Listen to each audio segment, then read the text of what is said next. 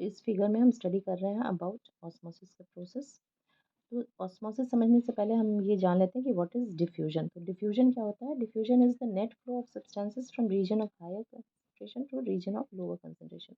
तो जहाँ पे सब्सटेंसेस का कंसंट्रेशन ज़्यादा है वहाँ से टुवर्ड्स उस रीजन में उनका फ्लो होगा जहाँ पे वो कम अमाउंट में प्रेजेंट है। तो ऑस्मोसिस क्या है? Osmosis is a special type of diffusion through a semi permeable membrane.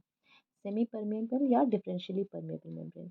ये जो लाइन है सेंटर में, ये डिफरेंशियली परमेबल या सेमी परमेबल मेम्ब्रेन को शो कर रहा है। तो ऐसे मेम्ब्रेन क्या करते हैं? They allow the flow of solvent and some solute, इसीलिए इनको सेमी परमेबल या डिफरेंशियली परमेबल मेम्ब्रेन कहते हैं। तो अब इस डायग्राम में दो चैम्बर्स आप देख रहे हैं, chamber A and chamber B.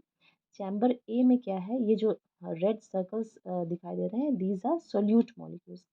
अब इसमें सोल्यूट मॉलिक्यूल्स चैम्बर ए में कम है और बी में ज़्यादा है। तो यहाँ पे जब सोल्यूट ज़्यादा है उस तरफ वाटर का फ्लो होगा, जहाँ पे सोल्यूट कम है उस रीजन में हम कहते हैं कि वाटर पोटेंशियल उसका ज़्यादा है। वाटर पोटेंशियल ज़्यादा है तभी वाटर का फ्लो वहाँ से towards region where the water potential is less flow हो रहा है। ठीक है। और जब भी सोल्यूट मॉलिक्यूल ज़्यादा है तो solute potential is also more negative. तो ऑस्मोसिस में बेसिकली क्या होता है? फ्लो ऑफ वाटर होता है from a region of higher water potential to a region of lower water potential.